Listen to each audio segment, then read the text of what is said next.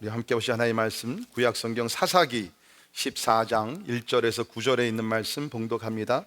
제가 가진 성경 구약 385페이지 사사기 14장 1절에서 9절에 있는 말씀 봉독해 드립니다. 삼손이 딥나에 내려가서 거기서 블레셋 사람의 딸들 중에서 한 여자를 보고 올라와서 자기 부모에게 말하여 이르되 내가 딥나에서 블레셋 사람의 딸들 중에서 한 여자를 보았사오니 이제 그를 맞이하여 내 아내로 삼게 하소서 하매 그의 부모가 그에게 이르되 내 형제들의 딸들 중에나 내 백성 중에 어찌 여자가 없어서 내가 할례 받지 아니한 블레셋 사람에게서 가서 아내를 맞으려 하느냐 하니 삼손이 그의 아버지에게 이르되 내가 그 여자를 좋아하오니 나를 위하여 그 여자를 데려오소서 하니라. 그때에 블레셋 사람이 이스라엘을 다스린 까닭에 삼손이 틈을 타서 블레셋 사람을 치려 함이었으나 그의 부모는 이 일이 여호와께로부터 나온 것인 줄을 알지 못하였더라. 삼손이 그의 부모와 함께 딥나에 내려가 딥나의 포도원에 이른즉 젊은 사자가 그를 보고 소리 지르는지라. 여호와의 영이 삼손에게 강하게 임하이니 그가 손에 아무것도 없이 그 사자를 염소 새끼를 찢는 것 같이 찢었으나 그는 자기가 행한 일을 부모에게 알리지 아니하였더라. 그가 내려가서 그 여자와 말하니 그 여자가 삼손의 눈에 들었더라. 얼마 후에 삼손이 그 여자를 맞이하려고 다시 가다가 돌이켜 그 사자의 죽음을 본즉 사자의 몸에 벌떼와 꿀이 있는지라. 손으로 그 꿀을 떠서 걸어가며 먹고 그의 부모에게 이르러 그들에게 그것을 드려서 먹게 하였으나 그 꿀을 사자의 몸에서 떠왔다고는 알리지 아니하였더라. 아멘. 아마 우리가 이 세상을 살면서 실수와 실패를 경험하지 않은 사람들은 아무도 없을 것입니다. 지금 캔사스시티 로열에서 계속 실수를 해가지고서 게임을 지금 계속 이기고 있는데 오래 살다 보면 실수와 실패 누구나 다 경험하는 것인 것 같습니다.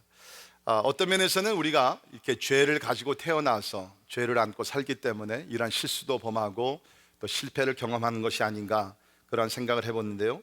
감사한 것은 연약함을 아시는 하나님께서 우리의 실수와 실패 이 모든 것을 다 연합해서 합하여서 하나님의 뜻을 이루어 가신다는 것입니다.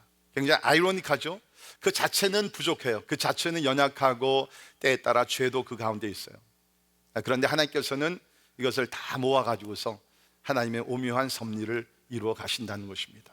여러분이 잘 아시는 로마서 8장 28절에 있는 말씀 보면 우리가 알거니와 하나님을 사랑하는 자 곧 그의 뜻대로 부르심을 입은 자들에게는 모든 것이 합력하여 선을 이루느니라. 믿으십니까? 여기 보면 모든 것이 선과 악이 성공과 실패가 우리의 신앙과 불신앙 이 모든 것이 합력하여 선을 이룬다. 근데 조건이 있죠. 하나님을 사랑하는 자 곧 그 뜻대로 부르심을 입은 자들 이게 조건입니다. 하나님을 사랑하고 그 뜻대로 부르심을 입은 자들에게는 우리 삶에 어떠한 일이 일어난다 할지라도 궁극적으로는 at the end of the day 주님께서 모든 것이 합력하여 선을 이루어 주신다는 것입니다. 절대로 이것은 함부로 살아도 된다 그것이 아니고요. 우리가 살면서 나의 잘못과 실수 때문에 우리가 후회할 때가 있지 않습니까? 그러니까 이 말씀은 뭐예요? 후회하지 말라는 것이에요. 우리 잘못과 실수, 죄악된 삶이 있다 할지라도 하나님을 사랑하는 자 그 뜻대로 부르심을 입은 자들은 하나님께서 마지막에 가서 궁극적으로 모든 것이 합력하여 선을 이루어 주신다는 약속인 줄 믿습니다. 그렇기 때문에 여러분 과거에 여러분이 하나님을 사랑하시고 하나님의 뜻대로 살려고 노력하시면 우리의 연약하고 부족한 허물이 많은 가운데서도 하나님의 뜻이 이루어짐에 대한 확신을 가지고 살 수 있기를 주의 이름으로 축원합니다. 제 생각에는 이 삼손 이야기가 바로 이 로마서 8장 28절을 설명하는 것이 아닌가. 우리가 지난주부터 삼손 이야기를 보고 오늘과 다음 주에 한 번 더 보겠는데요. 자, 일부 예배도 말씀드렸지만 이 삼손의 삶은요 His life was mess. 진짜 우리가 흠모할 만한 것이 거의 없습니다. 굉장히 타락한 삶을 살고요 음탄한 삶을 살고 음란 가운데서 자기 자신을 절제하지 못하는 그러한 삶을 살았어요. 그런데도 불구하고 하나님께서는 결국에 가서는 뭡니까?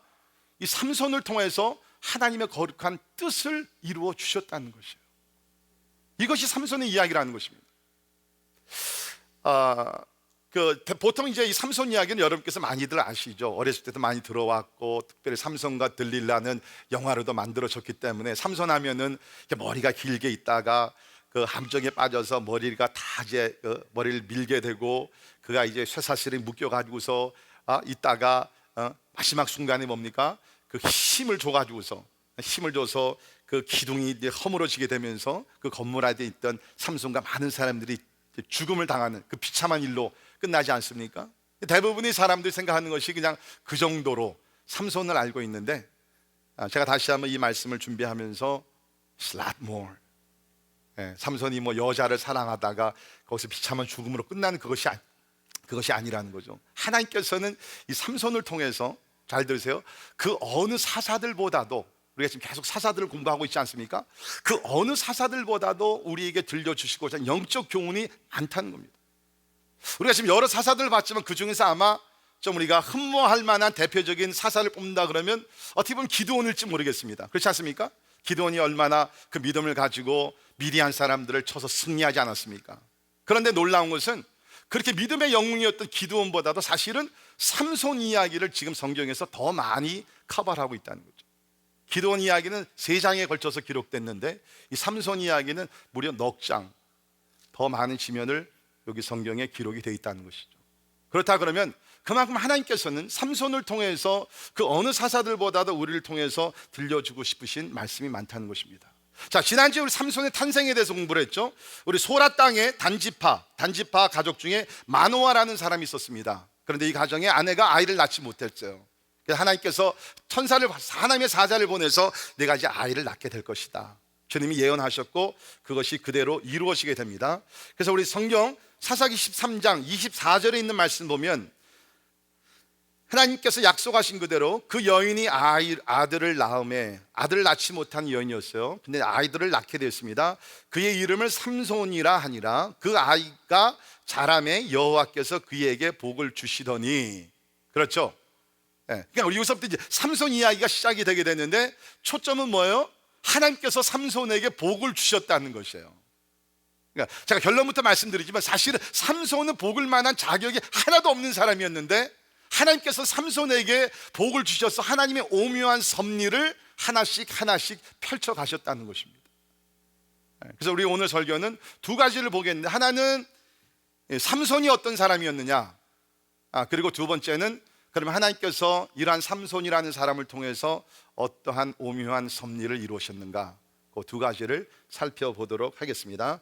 자, 우리 먼저 삼손은 정욕이 강한 사람이었습니다. 정욕이 강한 사람, 그러니까는 flesh desire, 그렇죠? 굉장히 그 정욕이 강한 그런 사람이었죠. 그래서 자기 힘보다도 자기의 어떠한 그 육신의 어떤 정욕이 너무나 강해서 컨트롤이 되지 아니하는 그러한 사람이었습니다. 그래서 자기가 좋아하는 여인이 생기게 되면 뭐 그 사람이 히브리 사람이건 이방 사람이건 잡신을 섬기건 여호와 신을 섬기든 상관이 없이 그냥 무조건 그냥 자기의 감정에 따라서 살던 육신의 정욕이 상당히 강한 사람이죠. 그래서 오늘 본문 말씀 보게 되면 그가 딥나에 내려가서 한 블레셋 여인을 만나고 사랑에 빠지게 되는데, 이것 역시 자기의 정욕에 빠져서 이러한 삶을 추구했다는 것입니다. 사실은 우리가 보게 되면 여기서 지금 이 블레셋 여인을 좋아하면 안 됩니다.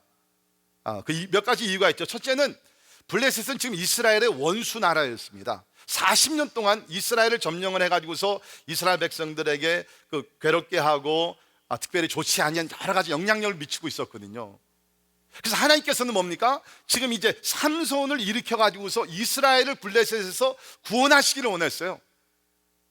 그런데 지금 여기를 보게 되면 그러한 사람이 블레셋 딥나라는 동네에 들어가서 한 여인을 보게 되고 사랑에 빠져. 근데 여기서 이제 보게 되면은 그 여자를 좋아하고 봄에 마음에 들었다, 이런 그 표현들이 나오는데, 이것은 무슨 뭐 진짜 로맨틱한 러브, 보통 우리가 사랑에는 국경이 없다 뭐 그렇게 얘기하는데 그런 차원이 아니고요. 굉장히 이거는 진짜 그 마음의 어떠한 그 sexual desire, 성적인 정욕에 못 이겨서 어떤 깊은 사랑, 진실한 사랑이 아니라 그 마음의 정욕을 어떠한 그 쾌락을 누리기 위해서 이 여인을 좋아했다는 것이죠.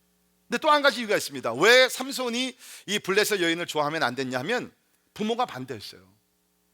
여러분, 어떨 때 우리가 이제 보게 되면 부모가 누가 자녀들이 결혼할 때 반대할 수 있죠. 근데 정당한 반대가 있고 부정당한 어떤 반대가 있어요. 근데 지금 여기 삼손 부모가 이제 삼손이 이 여인과 결혼하는 것을 반대한 것은 정당한 이유였습니다. 그 이유가 뭡니까? 여기 있는 말씀을 보게 되면 3절을 보세요. 부모가 그에게 이르되 내 형제들 딸 중에나 내 백성 중에 어찌 여자가 없어서 내가 할례 받지 아니한 블레셋 사람에게 가서 아내를 맞으려 하느냐. 그 이유가 뭡니까? 블레셋 사람들은 할례를 받지 아니한 백성이라는 거죠. 할례는 여러분이 아신 대로 하나님께서 이스라엘 선택을 택하시고 구별된 민족이다, 언약 백성이다, 그것을 상징적으로 가르쳐주기 위해서 남자아이들에게 태어난 8일 후에 할례를 행하라 그랬죠. 그래서 하나님께서는 할례 받지 아니하는 민족과는 이러한 어떤 결혼을 허락지 아니하셨다는 거죠. 그래서 우리가 성경을 보게 되면 이미 모세를 통해서 우리 출애굽기 34장 15절 16절에 보면 너는 삼가 그 땅의 주민과 언약을 세우지 말지니 이제 가나안 땅에 들어가게 되면 이방 나라 사람들을 보게 되는데 그 땅의 주민과 언약을 세우지 말지니 이는 그들의 모든 신을 음란하게 섬기며 그들의 신들에게 제물을 드리고 너를 청하면 내가 그 제물을 먹을까 함이며 또 내가 그들의 딸들을 내 아들들의 아내로 삼음으로 그들의 딸들이 그들의 신들을 음란하게 섬기며 내 아들에게 그들의 신들을 음란하게 섬기게 할까 함이니라. 그러니까 왜 하나님께서 그 이방 사람들과 결혼하지 말냐 그랬냐면 그들은 지금 신들을 섬기는데 이방 신들 보통 신이 아니거든요. 우리가 지금 그 지난번에 에스겔을 우리가 같이 공부했지만 새벽에 보게 되면 막 자녀들을 잡아가지고서 죽여가지고서 산제물로 바치고 그 신전에서 음란한 일들을 많이 범하는 그러한 죄악들이 많았거든요. 그러니까 하나님께서 너희 자녀들을 만약에 결혼을 이방 사람들과 시키게 되면은 지금 이것은 무슨 뭐 민족적인 차이가 아니라는 거죠.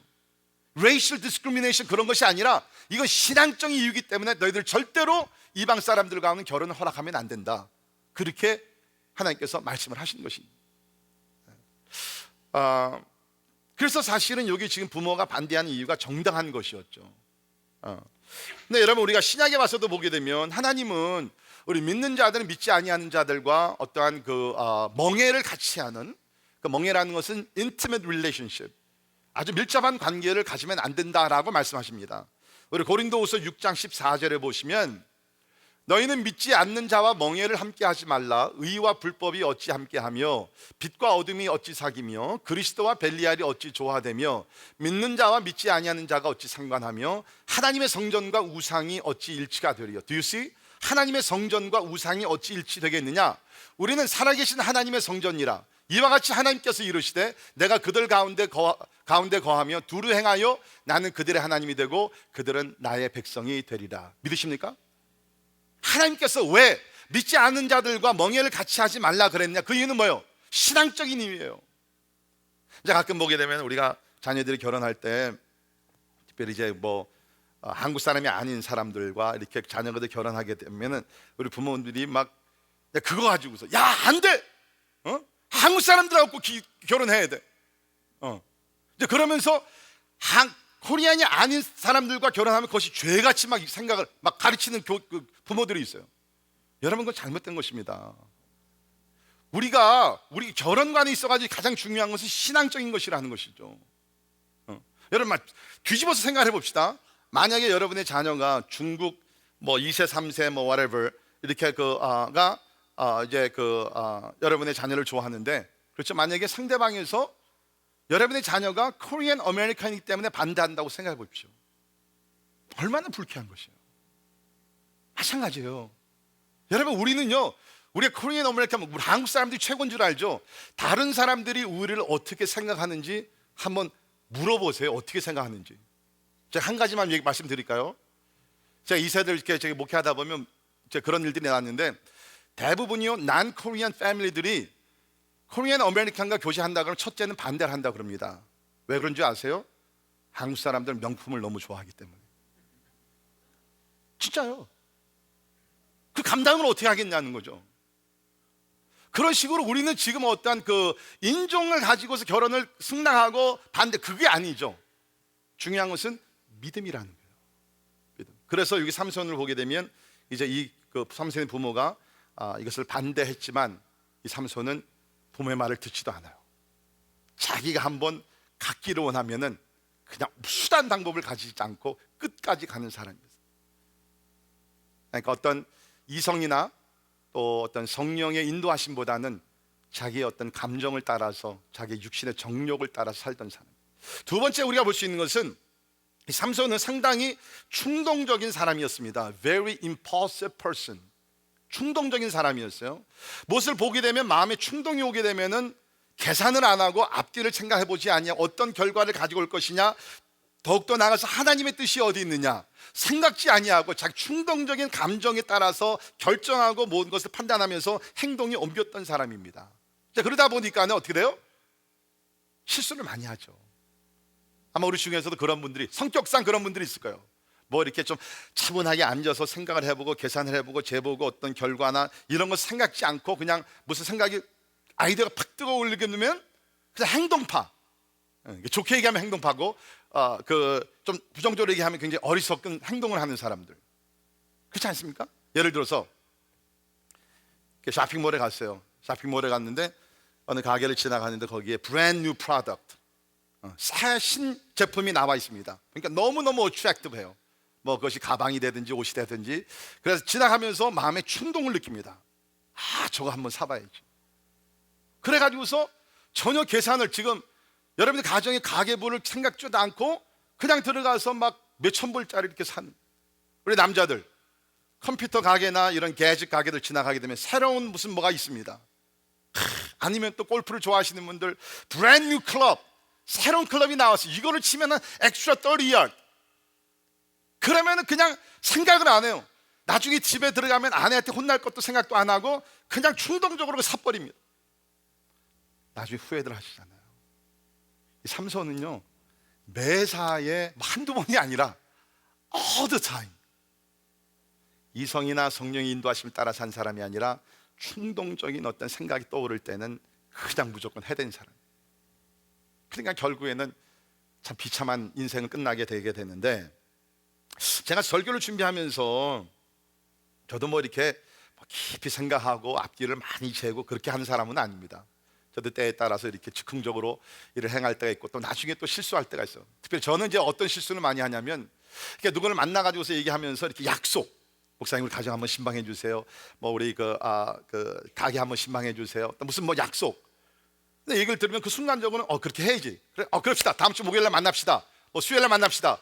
집에 돌아와서 스케줄을 보면은 벌써 이게 다른 약속이 있는 거죠. 저 그런 실수 좀 많이 하게 되는데 이제 조심히 좀 하려고 합니다. 자, 그러면 우리가 이런 좀 즉흥적으로 충동적인 어떤 행동보다 좀 조심스럽게 어떻게 지혜롭게 할 수 있는가? 제 생각에는 아마 이 방법이 제일 좋은 것 같은데, 그게 뭐냐면 우리가 기도 훈련하는 거예요. 기도. 근데 제가 지금 얘기하는 기도는 뭐 1시간, 2시간 기도보다도 내가 무엇을 결정 내리기 전에 담은 5초, 10초라도 한번 기도. 하나님, 하나님의 뜻이 무엇입니까? 예수님 같았으면 지금 이때 어떻게 결정을 하시고 어떻게 행동을 하셨겠습니까? 뭐 여러분이 잘 아신 대로 WWJD, What would Jesus do? 예수님이라면 이때 어떻게 결정을 하셨겠는가? 잠깐 기도. 잠깐만 기도하면요, 하나님께서 우리에게 좋은 판단력을 주실 줄 믿습니다. 또 한 가지는 말씀 묵상의 훈련인 것 같아요. 진짜로. 너무나 이렇게 충동적으로 이렇게 생활하시는 분들, 이렇게 즉흥적으로 하시는 분들, 말씀 훈련을 좀 깊이 하면서 그런 훈련을 해보십시오. 그러면 성격 자체가 좀 바뀌는 것 같아요. 진짜로. 여러분, 제가 원래도 굉장히 급한 사람이거든요. 근데 제가 대학교 때 주님을 인격적으로 만나고, 그때는 큐티라고 얘기하지 않냐고 appointment with God, 하나님과의 약속의 시간이다, 이제 그런 훈련을 우리가 받았는데, 저는 그 훈련을 하게 되면서 상당히 좀 이렇게 즉흥적으로 하던 모든 것들이 많이 변하면서 좀 더 심사숙고하면서 깊이 좀 이렇게 조심스럽게 가는 삶의 방법을 터득을 했어요. 그래서 혹시 여러분들 가운데 이렇게 좀 충동적인 어떤 생각 가운데 이끌려서 생활하시면서 좀 후회를 많이 하신 분들은 특별히 말씀과 기도 훈련을 좀 해보십시오. 그럼 여러분들이 신중하게 결정을 하게 되고 불필요한 어떠한 사고나 이런 것들을 방지할 수 있으리라고 저는 생각이 됩니다. 삼손은 이렇게 육신의 정욕을 따라 사는 사람이었고 충동적인 사람이었고, 또 한 가지는 뭐냐면 사명감을 심각하게 생각하지 않고 살던 사람입니다. 사명감. 지난주에 말씀드렸지만 이 삼손이라는 사람 특별한 사람이었죠. 하나님께서 자녀를 갖지 못한 가정에 자녀를 주시면서 내가 너에게 자녀를 줄 텐데 이 사람은 보통 사람이 아니라 너희들은 이 사람을 구별을 해가지고서 나실인으로 키우라라고 얘기했어요. 나실인은 지난번에 말씀드린 대로 구별된 사람으로 키우라는 것이죠. 근데 오늘 이 말씀을 보게 되면 삼손이 진짜 태어나면서 또 구별돼서 구별된 목적을 위해 살아야 되는데, 사명을 위해 살아야 되는데 지금 이 사람은 사명이 아니에요. 자기의 육신의 쾌락입니다. 자기가 원하는 것을 갖기 위해서 수단 방법을 가리지 아니하며 살던 사람입니다. 사명감 없어요. 특별히 여기 보게 되면 나실인이 조심해야 될 것 중에 하나가 뭐였냐면 죽은 시체를 만지면 안 됩니다. 부정한 것이기 때문에. 그런데 여기를 보게 되면 삼손이 어떻게 했어요? 6절에 보니까는 길을 가다가 큰 사자가, 사나운 사자가 소리 지르며 달려오니까는 그 사자를 염소 새끼 찢는 것 같이 찢어서 죽입니다. 죽였으니까 만졌잖아요. 이게 하나님의 불법이었어요.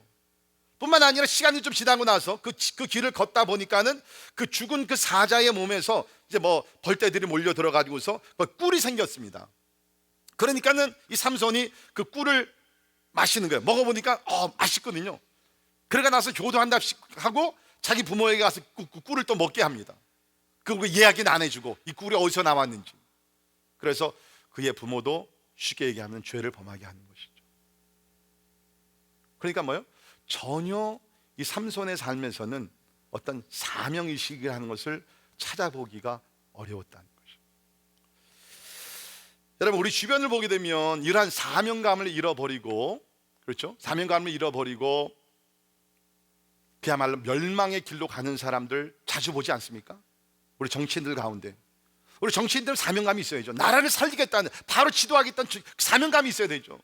교육가들, 교회 지도자들 다 사명이 있는 사람들이에요. 사명을 가지고 시작을 했을 거예요. 그런데 육신의 정력과 안목의 정력 이런 것들 따라가다 보니까 사명을 상실해보고 그 다음에 뭡니까? 자기의 부귀영화입니다. 자기의 쾌락입니다. 그래서 어떻게 돼요? 바닥으로 떨어지잖아요. 이해가 되지 않는 엉뚱한 일들을 하잖아요. 인생의 위기가 언제 오냐고요? 사명감을 상실하고 자기의 육신의 쾌락을 쫓아갈 때 인생의 위기가 온다는 것입니다. 여러분, 이런 것들은 우리 사회 어떤 지도자들뿐만 아니겠죠. 우리 가정도 살펴봅시다. 한 가정의 가장이 남편이 되건 아내가 되건, 그렇죠? 가정을 내가 바로 이끌고 바로 가정을 지켜야 됐던 그 사명감을 상실하고 세상의 영광에 눈이 멀어가지고서 살게 되면 뭡니까? 그때부터 가정은 어려움을 당하게 되는 것이에요. 교회도 마찬가지입니다. 교회 목사나 우리 지도자들이 교회의 사명감을 상실해버리고 내 목적과 내 권세와 내가 원하는 것을 위해 산다 그러면 그때부터 우리는 어떤 인생의 위기를 경험하게 된다는 것입니다. 그래서 저는 여러분께 말씀을 드립니다. 여러분 지금 무엇을 위해, 무엇이 여러분을 인도하는 그러한 삶을 우리 릭 워럴 목사의 Purpose Driven Life, 목적이 이끄는 삶을 살아야 된다.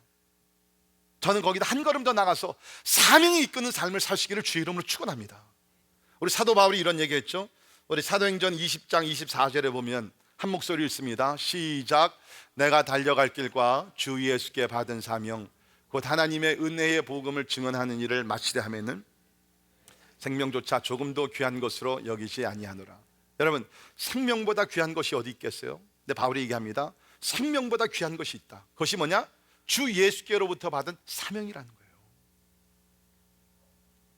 저는 이렇게 생각합니다. 내가 죽을 병에 걸렸다 할지라도 그 사명에 불타오르게 되면요, 사명의 책임감을 느끼게 되면요, 아무리 어떤 불치의 병이 걸렸다 할지라도 그 사명 때문에 그 병도 고쳐지게 될 줄은 믿습니다. 여러분이 아신 대로 제가 몇 년 전에 그 위암에 걸렸을 때 제가 급하게 나갈 수 있었던 원인 중에 하나가 뭔지 알아요? 사명감이에요. 저는 그때 확신했거든요. 내 사명이 아직 끝나지 않았어요. 가정에서 내 사명, 교회에서 내 사명, 부족하고 연약하지만 세계 선교를 봤을 때 내 사명이 아직 끝나지 않은 것 같았어요. 그래서 살기 위해서 발버둥 쳤어요. 하나님, 아직은 아닌 것 같습니다. 하나님이 살려주옵소서. 사랑하는 아내를 이렇게 두고 내가 떠날 수 없습니다. 우리 두 자식을 이렇게 놓고 떠날 수 없습니다. 내가 교회를 이렇게 놓고 떠날 수는 없습니다. 하나님이 아직도 내가 하나님 앞에 간구하고 마음의 소원이 아직도 있는데 하나님이 살려주옵소서. 사명을 이루게 하여 주옵소서. 그러니까요, 그냥 저절로 사라지는 거예요. 사명에 불타는 귀한 성도들이 되기를 주의 이름으로 축원합니다.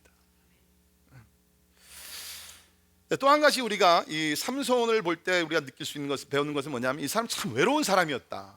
참 불쌍한 마음이 많이 들더라고요. 이렇게 우리가 14장부터 16장까지 쭉 보게 되면요, 그의 주변에는 뭐 그를 사랑하고 아끼고 지켜줄 수 있는 친구나 동력자나 멘토나 그런 사람이 아무도 없었어요.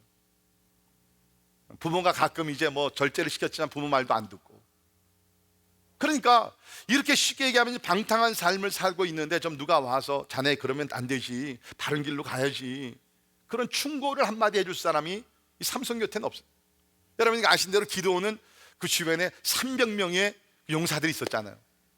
전쟁 나갈 때 300명이 같이 나가서 싸워주고.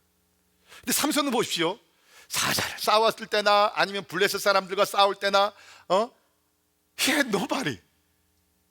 그냥 계속 혼자서 싸. 그러니까 어떻게 보면 너 힘이 너무 강하니까 뭐 다른 사람 필요 없을지도 모르죠. 이제 그런 면에서 우리가 생각해 보면 이게 좀 우리에게 약점이 있다는 것은 오히려 도움이 되는 것 같아요. 너무 그렇게 완벽한 사람으로 살다 보면은 주변에 사람이 없어요. 그런데 나의 약점을 인정하고, 제가 얘기하는 것은 게으름이 아닙니다. 약점, 내가 어떻게 아무리 노력해도 고칠 수 없는 것. 근데 대부분 우리 주변을 보게 되면 누가 친구들이 사람들이 많이 있냐면 자기의 약점을 인정하고 도움을 좀 요청하는 사람들. 근데 삼손은 어떻게 보면 너무나 힘에 강했고 슈퍼맨이었기 때문에 주변에 친구들이 없었어요. 충고해 줄 수 있는 친구가 없었어요. 불쌍한 거죠. 잠언 27장 6절을 보면 이런 말씀이 있습니다. 같이 읽습니다. 시작. 친구의 아픈 책망은 충직으로 말미암는 것이나 원수의 잦은 입맞춤은 거짓에서 난 것이니라.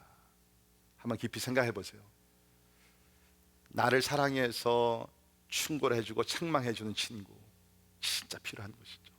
반대로 주변에서 항상 계속 박수만 쳐주고 지켜 올려주고 그런 사람들 사실 우리에게 필요가 없는 거죠. 어떠세요? 여러분 주변에는 지금 여러분을 사랑하고 아끼고 존중하면서 여러분이 잘못 갈 때에 충고해주고 바른 길로 가려고 가르칠 수 있는 그 동력자, 친구, 성도, 멘토가 있습니까? 삼손은 처음부터 끝까지 외로운 길을 혼자 걸어갔다. 자, 이제 우리 남은 시간에 이제 그 초점을 좀 돌려서 하나님의 섭리에 대해서 한번 살펴보겠습니다. 이렇게 지금 우리가 그 삼손이라는 사람은 어떠한 그 윤리적으로, 도덕적으로, 영적으로, 사회적으로 보게 되면 참 부족함이 많았어요.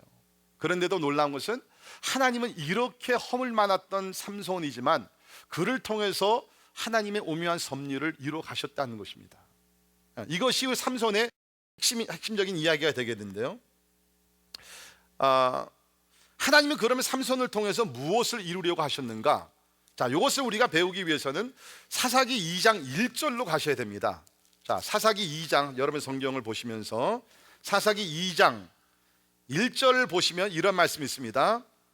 여호와의 사자가 길갈에서부터 복임으로 올라와 말하되 내가 너희를 애굽에서 돌아오게 하여 내가 너희의 조상들에게 맹세한 땅으로 들어가게 하였으며 또 내가 이르기를 내가 너희와 함께 한 언약을 영원히 어기지 아니하리니. 사사기가 시작되면서 서두에 지금 얘기하신 말씀이 뭡니까? 내가 너희와 함께 한 언약을 영원히 어기지 아니하겠다. 그 언약이 뭐예요? 이스라엘 백성들이 애굽에서 400년 동안 종살이 하고 있었습니다. 하나님께서 출애굽을 하게 하셨죠. 언약을 하십니다. 내가 너희를 가나안 땅에 들어가게 해도 그 땅을 내가 너희에게 주어서 거기서 영원히 살 수 있도록 하나님께 도와주시겠다. 그 언약의 약속을 주셨어요. 그 언약이 있었기 때문에 여러분이 아신 대로 이스라엘 백성들이 출애굽을 해가지고 40년 광야 생활 동안 얼마나 불신앙의 행동을 많이 했습니까? 금송아지를 만들어서 우상 숭배를 하기도 하고 하나님의 명령에 불순종해서 목이 곧은 백성으로 책망을 여러 차례 듣고, 그런데도 불구하고 하나님은 뭐요? 언약을 지키셨죠. 불신앙의 이스라엘이었지만 하나님께서 약속하신 대로 가나안 땅으로 들어가게 하셨고, 가나안 땅을 점령할 수 있도록 하나님께서 도와주셨습니다. 이제 사사기는 그 다음 시대잖아요. 근데 아직도 이 작업이 완전히 끝나질 않았거든요. 그러니까 하나님께서 계속해서 내가 너희와 언약한 것을 내가 지켜나가겠다. In the midst of your failures, 너희들 실수와 잘못과 죄악된 삶이 있다 할지라도 하나님께서는 내가 너희들과 언약한 것을 지키겠다는 거예요. 이게 사사기의 말씀이라는 겁니다.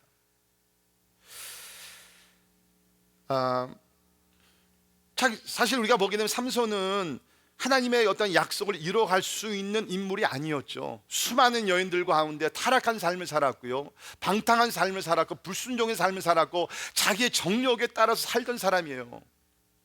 그런데도 하나님께서는 이 모든 연약한 허물 가운데서도 하나님은 언약의 말씀을, 언약 약속하신 것을 지키셨다는 것이죠. 자, 좀 더 구체적으로 우리가 이 말씀을 들어가 봅니다. 하나님은 어떻게 그러면 오묘한 섭리를 이뤄가셨는가? 첫 번째는 저들의 죄악된 행동까지도 사용하셔서 하나님의 뜻을 이루셨다는 것입니다. 다시 말씀드립니다. 삼손과 이스라엘 백성들의 선한 행동이 아니라 저들 가운데 많은 죄악이 있었어요. 저들은 죄인들이었습니다. 그런데도 불구하고 하나님께서는 그러한 죄악된 행동들까지도 사용하셔서 하나님은 하나님의 섭리를 이루셨다는 것이에요. 그러니까 어떻게 보면 굉장히 아이러니한 것이죠. 하나님이 분명히 선하시다고 그랬는데 어떻게 선하신 하나님이 죄악된 방법을 사용하셔서 하나님의 거룩한 뜻을 이루시는가? 굉장히 아이러니하게 들릴 수가 있어요. 그런데 이것이 하나님의 어떻게 보면 전능전지하신 능력이라는 것이죠. 자, 우리 오늘 본문에서 4절에 있는 말씀이 상당히 중요한 말씀인데요, 4절 여러분 성경 보십시오. 그때에 블레셋 사람이 이스라엘을 다스린 까닭에, 40년 동안 블레셋이 이스라엘을 다스렸습니다. 까닭에 삼손이 틈을 타서 블레셋 사람을 치려 함이었으나 그의 부모는 이 일이 여호와께로부터 나온 것인 줄은 알지 못하였더라. 그러니까 우리가 어떻게 보면 사명감이 전혀 없었지는 않았던 것 같아요. 그렇죠? 하나님께서 나를 통해서 블레셋을 치려 하신다, 심판하려 하신다, 그것을 알았던 것 같아요. 근데 그 방법이 잘못된 것이죠. 블레셋 여인과 자기의 육신의 정욕을 채워가면서 하나님의 뜻을 이루려고 했던 것이죠. 근데 하나님께서는 이 모든 것을 알면서 하나님께로부터 나온 것이다. 그러니까 이 말씀을 잘못 이해하게 되면, 그러면 하나님께서 삼손으로 하여금 블레셋 여인을 좋아하게 만드셨고 그 일을 통해서 하나님께서 이스라엘을 블레셋에서 구원하시려고 한 것이 아니냐, 모든 책임을 하나님께 우리가 블레임할 수가 있어요. 네, 여러분, 이것은 그게 아닙니다. 이 4절은요, 우리 NIV에서는 프란테티스, 이게 양쪽 끝에 보게 되면 이게 뭐라 그러죠? 이 프란테시스를 가루가 있습니다. 이건 사사기를 저자한 기록한 저자가 보충 설명으로 지금 이것을 얘기하는 것이에요. 그러니까 지금 삼손은 뭡니까? 1절에 3절에 있는 말씀 그대로 자기 정욕에 따라서 딥나 여인을 사랑하고 그냥 빠져 있어요. 근데 하나님은 이것을 보시면서 그것을 허락을 하셨어요. 막을 수도 있었지만 하나님께서 허락을 하셨습니다. 결국에는 이제 여러 가지 해프닝을 통해 가지고서 이제 블레셋을 치게 하시고 이제 이기게 하시는데, 그러니까 여러분께서 이거를 역사적인 배경을 우리가 읽다 보면 왜 하나님께서 이러한 방법까지도 허락을 하셨는가? 다시 말씀드립니다. 하나님이 삼손으로 하여금 죄악을 범하게 한 건 절대로 아니에요. He's not the cause. Samson was the cause. 근데 하나님께서 아시면서 이거를 허락을 하신 것이에요. 자, 역사적인 배경을 보면 아까 말씀드렸죠. 이스라엘이 지금 블레셋의 점령을 받아서 몇 년 동안 살았다고요? 40년. For 40 years. 우리 한국 사람은 일본 밑에 36년 살았지만 40년 동안 블레셋 아래에서 살았습니다. 우리 14장부터 16장까지 보게 되면요, 희한하게 다른 나라의 점령을 받았을 때는 이스라엘 백성들이 엄청나게 고통을 많이 당해요. 그래가지고 우리가 지금 불행의 반복을 계속 공부해왔죠. 이스라엘 백성들이 죄악을 범합니다. 그래가지고 하나님이 심판하시죠. 그러면 이스라엘 백성들이 뭐를 했어요? 하나님께 부르짖었어요. 기도했어요. 우리를 구원해달라고. 그런데 지금 여기를 보게 되면 40년 동안 블레셋 아래 살면서 한 번도 하나님 앞에 부르짖는 기도가 안 나옵니다. 왜 그러냐면 they had a peaceful relationship. 두 나라가 굉장히 평화롭게 지내고 있었어요. 너무 평화로웠어요. 그러니까 지금 삼손이 블레셋 여인과 결혼을 하려고 시도했던 것과, 여기서 우리가 15장 10절에 가서 보십시오. 15장 10절을 보게 되면 이제 블레셋 사람들과 삼손이 문제가 좀 생겼는데, 유다 사람들이 10절 보시면, 유다 사람들이 이르되 너희가 어찌하여 올라와서 우리를 치느냐. 그들이 대답하되 우리가 올라온 것은 삼손을 결박하여 그가 우리에게 행한 대로 그에게 행하려 함이로라 하는지라. 유다 사람 3,000명이 에단 바위틈에 내려가 삼손에게 이르되 너는 블레셋 사람이 우리를 다스리는 줄 알지 못하느냐. 내가 어찌하여 우리에게 이같이 행하느냐 하니, 삼손이 그들에게 이르되 그들이 내게 행한 대로 나도 그들에게 행하였노라 하니라. 여기서 보게 되면 이제 부딪히게 되니까는 이제 이스라엘 백성들이 어려우시잖아요. 그래서 유다 백성이 삼손한테 가서 너는 왜 그런 행동을 하냐, 왜 블레셋 사람들의 그런 그 심기를 건드려 가지고서 우리랑 더 어려움을 당하게 하느냐. 그래서 결국에는 유다 사람들이 뭘 하냐면요, 삼손을 이렇게 묶어 가지고서 블레셋 사람들에게 데려가 갑니다. 이해가 돼서 이제 이스라엘과 블레셋이 40년 동안 굉장히 좋은 관계를 가졌어요.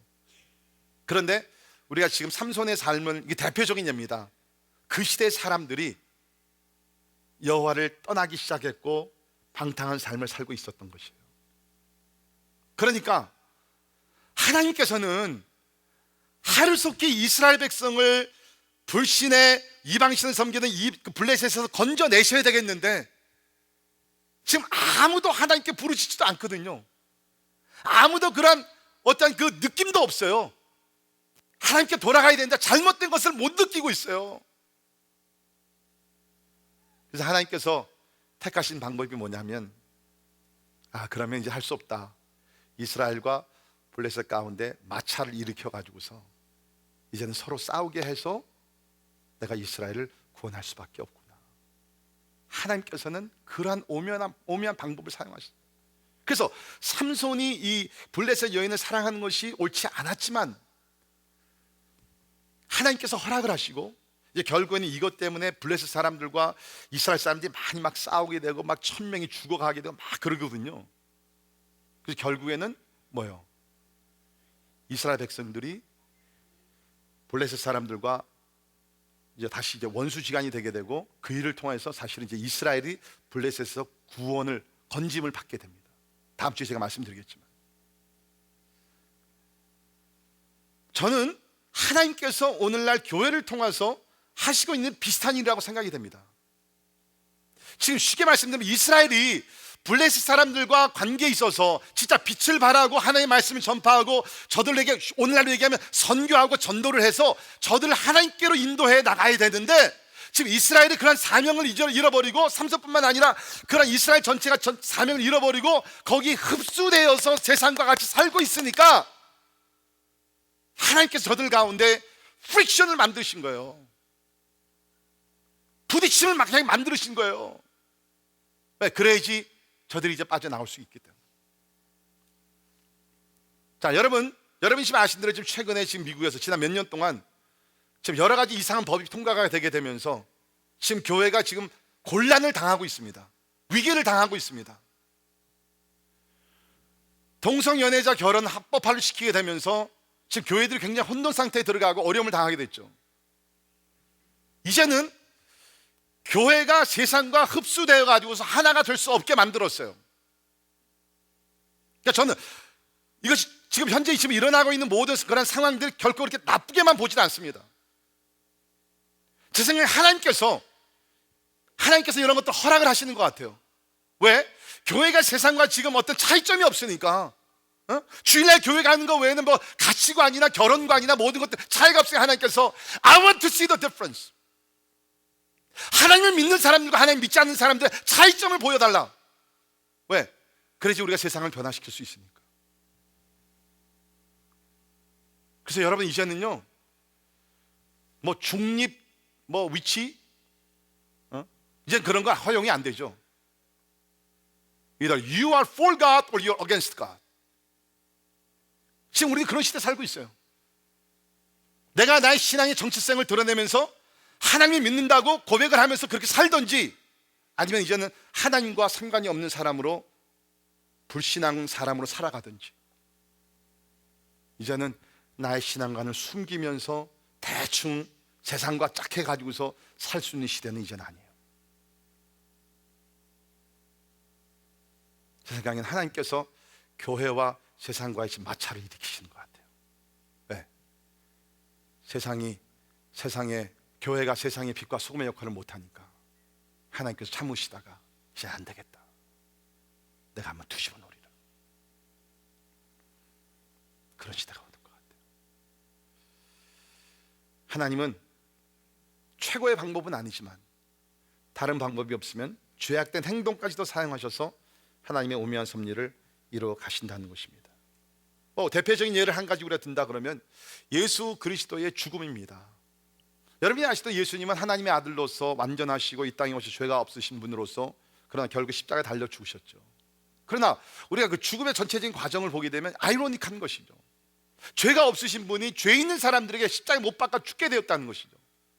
우리 사도행전 2장 23절을 보면 그가, 예수께서 하나님께서 정하신 뜻과 미리 아신 대로 내준 바 되었거늘 너희가 법 없는 자들의 손을 빌려 못 박아 죽였으나, 보세요, 예수님이 누구의 손을 빌려 못 박아 죽임을 당했다? 법 없는 사람들에게 죽임을 당했다는 거예요.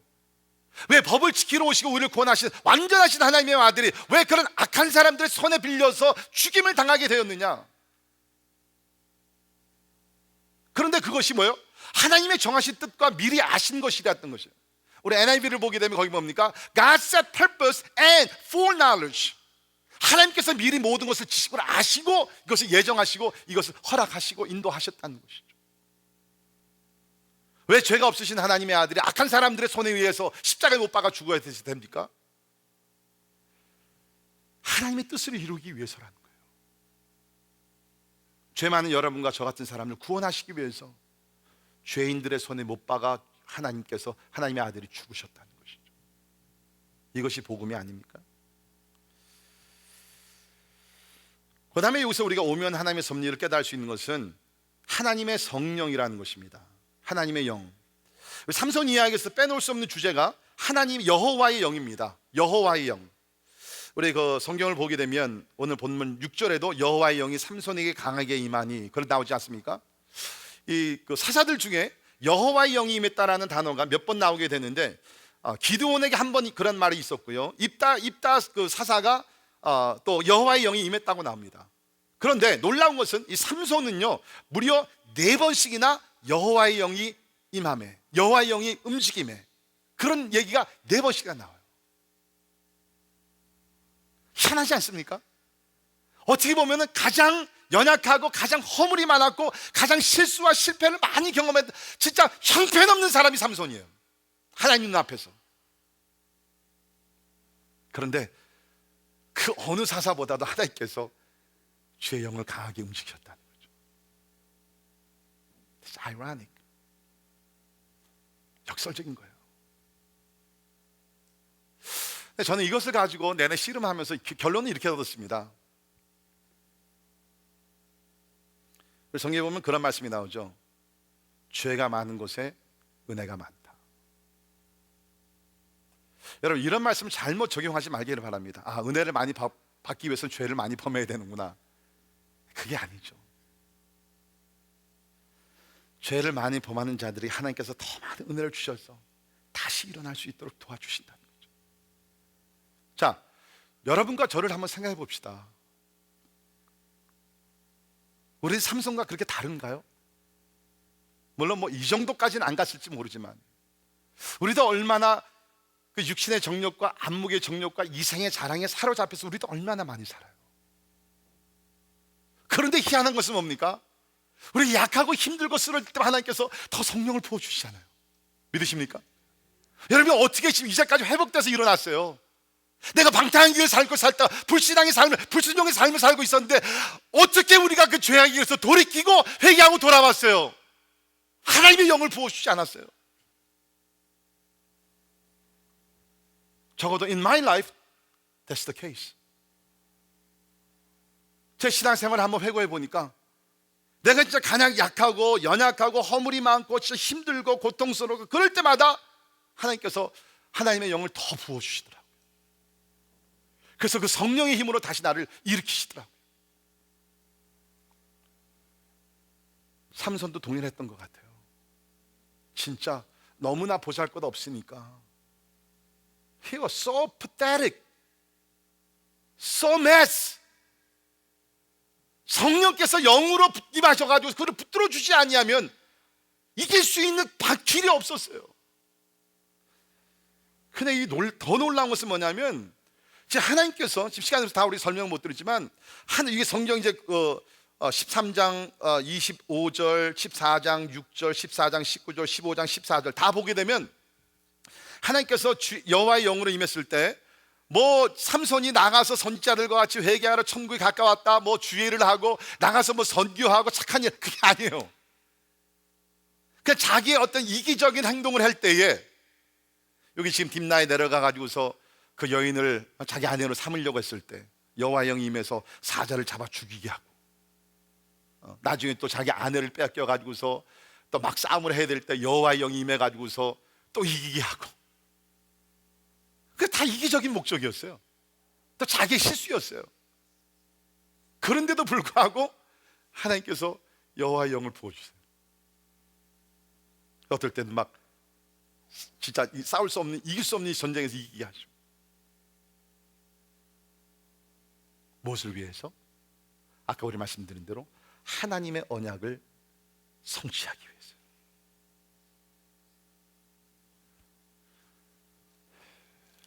그런데 이 하나님의 은혜는요, 성령을 부어주실 뿐만 아니라 더 놀랍게 임하게 됩니다. 자, 우리 15장 18절 보십시오.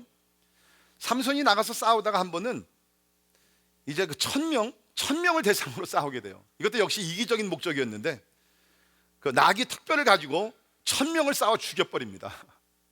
18절에 보시면 15장 18절, 삼손이 심히 목이 말라 여호와께 부르짖어 이르되 주께서 종의 손을 통하여 이 큰 구원을 베푸셨사오나 내가 이제 목말라 죽어서 할례 받지 못한 자들의 손에 떨어지겠나이다 하니 하나님이 레히에서 한 우묵한 곳을 터뜨리시니 거기서 물이 솟아나오는지라 삼손이 그것을 마시고 정신이 회복되고 소생했다. 지금 자기 그냥 개인적인 보복하기 위해서 지금 나가서 1000명을 죽였거든요. 낙타의 턱벽을 가지고서. 근데 그래서 목마른 것이에요. 생각해보세요. 1000명을 나귀의 턱벽을 가지고 막 싸우시니까 얼마나 막 힘들었겠어요. 지쳤겠어요. 근데 이때에 하나님께 기도, 하나님 나 목말라 죽겠습니다. 물 좀 주십시오. 여러분, 제가 하나님이었다 그러면요, I'll say this, That's your problem. 아니 지금 뭐 복음을 전하다 목마르면 하나님께 생수를 주시겠죠. 근데 자기 개인적인 원수를 보복하기 위해서 집 싸우고 나서 목마르다 그랬거든요. 그런데 여기 보니까 하나님께서 우묵한 곳을 터뜨리셨어. 반석에서 물이 나오는 거랑 비슷하죠. 목이 곧은 이스라엘 백성들이 목말라 죽겠다 그랬을 때 하나님께서 반석에서 물을 내주시지 않습니까? 지금 여기서 방탕한 삶을 살고 있는 삼손이었지만 하나님께 부르시셨을 때 하나님께서 한 우묵한 곳에서 터뜨려서 물이 나오게 하시고 삼손으로 마시게 하셨어요. 무엇을 위해서? 하나님께서 뜻하신 목적과 섭리를 이루시기 위해서.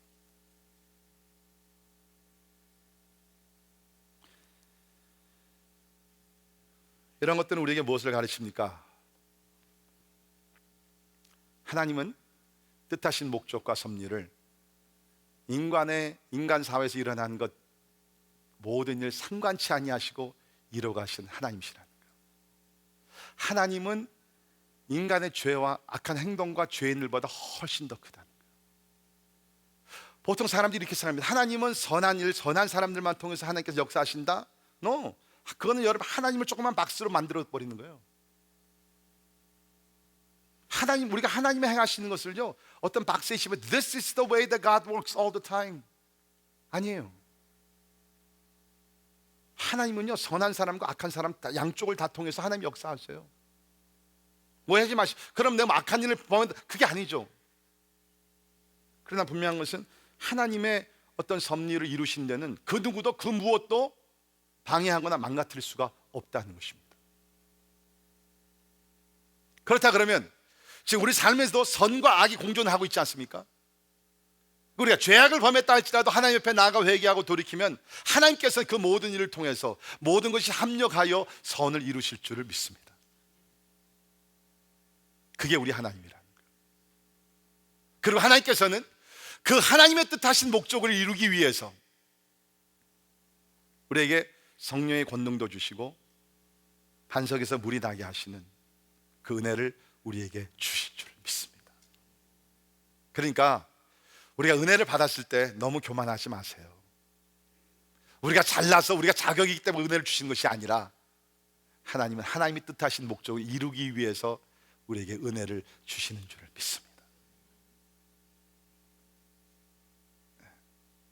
그리고 그 하나님이 하나님이 뜻하신 것을 인간에 일어나는 모든 것을 다 상관치 아니하고 그것을 이루신 분이 그 하나님이시고 그 하나님이 우리의 아버지라는 거예요. 그래서 여러분 삶 속에 어떤 일들이 일어날지라도 Trust God, 하나님을 신뢰하십시오. 그리고 믿으시고요, 후회하는 인생이 아니라, 그렇죠?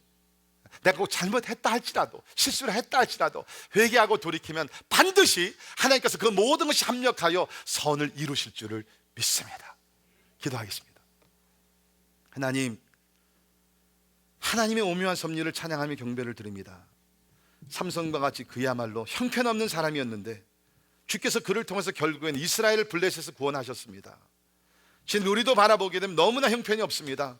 허물이 많고 실수 많고 죄도 범하고, 그런데 하나님께서 삼손에게 은혜를 주신 것 같이 우리에게도 은혜를 주셔서 하나님 아버지 생수를 마시게 하시고, 하나님께서 우리에게 성령을 부어주셔서 진짜 스스로 일어날 수 없을 때, 스스로 싸울 수 없을 때 성령의 힘을 주시사 많은 유혹을 물리치게 하시고 또 시련과 고통에서 인내하며 살게 하심을 믿습니다.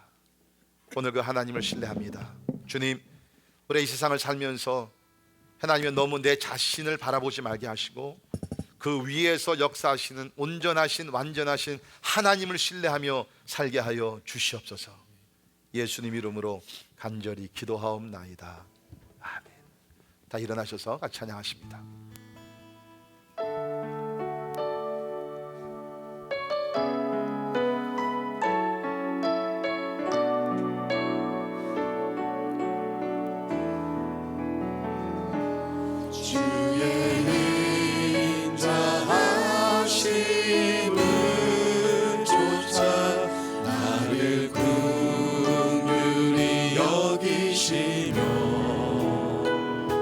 주의 많은 자비하심을 쫓아 나의 죄를 도말하소서. 하나님이여 내 속에 정한 마음 창조하시고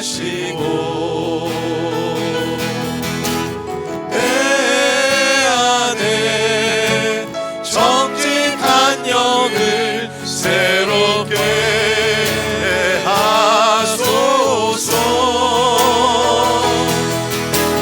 주여 내 기술을 열어주소서.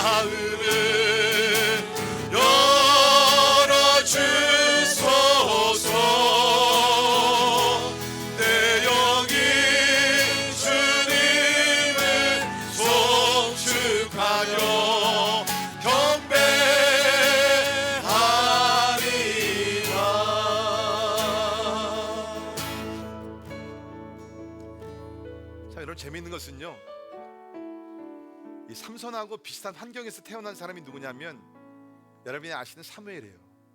기억나시죠? 양쪽 가정 다 아이를 낳지 못했어요. 그래서 한나가 열심히 기도해서 하나님께 자녀를 얻죠. 하나님께 바치겠다고 약속합니다. 굉장히 비슷해요. 이 사무엘을 보통 우리가 선지자지만 마지막 사사라고까지 얘기를 하는데 굉장히 비슷해요. 태어나기 전에 하나님께서 임하셨고 약속을 주셨고 하나님께 바치겠다고 서약을 합니다. 그런데 삼손은 악의 길을 갔어요. 사무엘은 어렸을 때부터 하나님의 음성을 들으면서 진짜 깨끗하고 바른 삶을 살았어요. 이스라엘의 영적 지도자가 된 거죠. 그런데 놀라운 것은 God used both of them. 삼손도 사용하셨고 사무엘도 사용하셨고, 근데 한쪽은 부정적인 방법이요, 하나님은 긍정적인 방법. 하나님께서 삼손 이야기를 쓰신 것은 Don't be like Samson, but be like Samuel. 삼손과 같이 되지 말고 이제 나중에 나오게 되는 사무엘과 같이 되는, 같이 서약을 하고 같이 헌신을 하고. 사무엘은 의로운 삶으로 하나님의 뜻을 이루었고 삼손은 악한 삶으로, 그러나 하나님께서 또 합력하여 선을 이루셨습니다. 사무엘과 같이 선한 삶으로 하나님의 오묘한 섭리를 이루시는 여러분들에게 주의 이름으로 축원합니다. 기도하겠습니다. 우리 같이 기도하면서 모든 일에 합력하여 선을 이루십니다. 하나님은 선한 것뿐만 아니라 악한 것을 통해서도 허락을 하셔서, 원인은 아닌데 허락하셔서 하나님의 궁극적인 뜻을 이루어가시는 아주 오묘하신 놀라우신 하나님이세요. 그렇다 그러면 우리는 후회할 필요가 없어요. 아무리 후회를 해봤자 돌아갈 수 없잖아요, 과거로. 근데 이 모든 것이 합력할 선을 이루신다 그랬으니까 그냥 감사하고 지금부터, 오늘부터 거룩한 삶, 온전한 삶, 주님과 동행하는 삶, 육신의 정욕을 따라 행하지 말고 성령의 소욕을 따라 성령의 열매를 맺으며 살 수 있기를 주의 이름으로 축원합니다.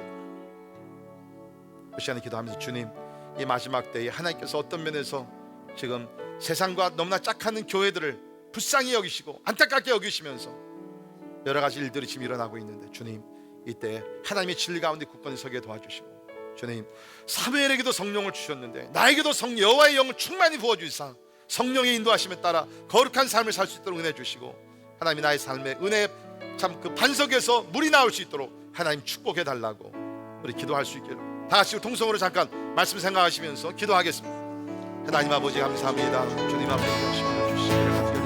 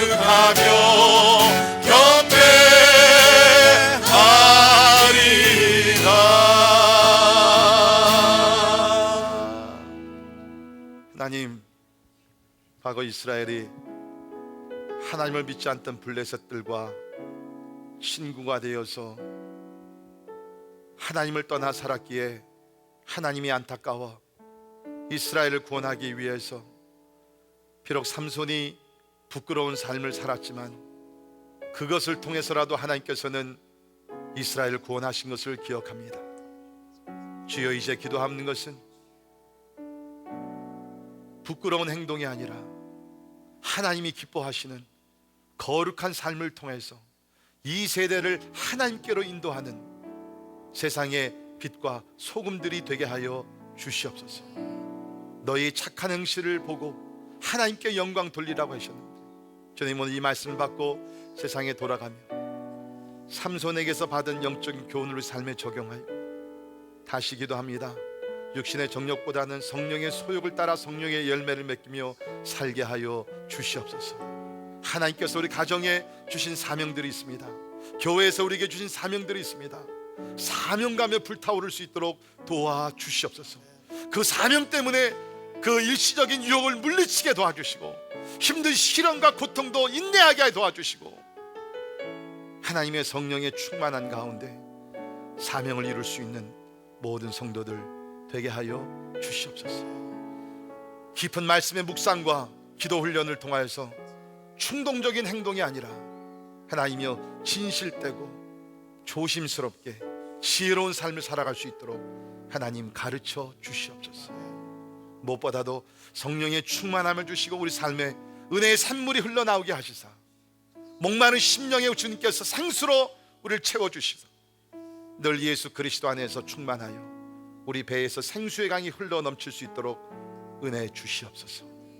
지금은 우리 주 예수 그리스도의 은혜와 하나님의 영원하신 사랑과 성령님의 감화 감동 역사 충만케 하심이 오늘 말씀을 통해서 하나님의 진리를 깨닫고 영적 교훈을 받고 이제 이것을 세상에 나가 삶에 실천하여 하나님께 영광 되기를 원하는 사랑하는 모든 성도들 머리 위에 지금부터 영원까지 함께 하시기를 주님의 이름으로 간절히 축원하옵나이다. 아멘.